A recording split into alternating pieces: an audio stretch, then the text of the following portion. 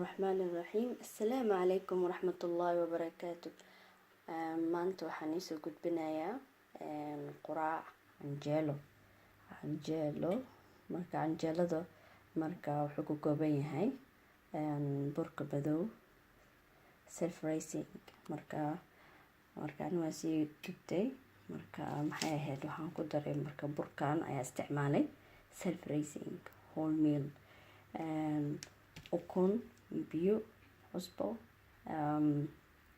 waxaan kaloo ku daray chia seeds. wuxuu u yeelayaa faa'iido laano faa'iido badan oo ku kooban yahay. sidaas ayaan ku daray chia seeds oo flax seed ku dari kartaa.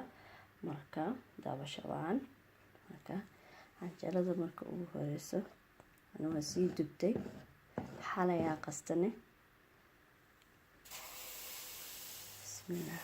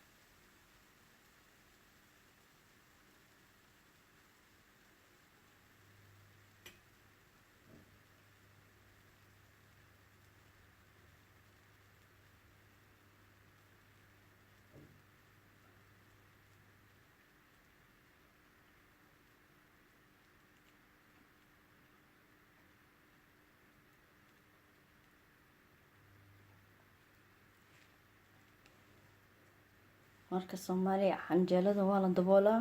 aniga ma daboolay canjeelada saan ayagu maxay ahayd ku samaystaa.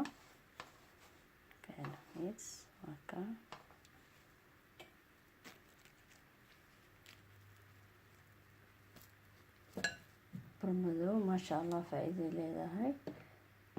wuxuu leeyahay faa'iido badan. caloosha ku socodsiinaysaa healthy way. fiber ay leedahay.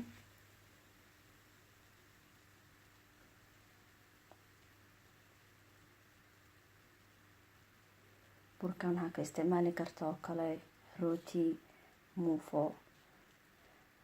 burkan ka isticmaali kartaa self raising whole meal. just waqtigaa siinaysa uu kusoo ku qamiiro. Marka si fiican ayuu noqonayaa burka marka.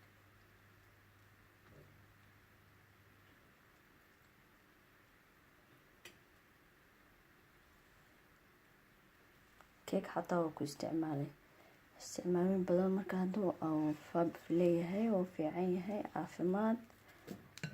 Burka cadka qurux ma ahine qiimo leeyahay male.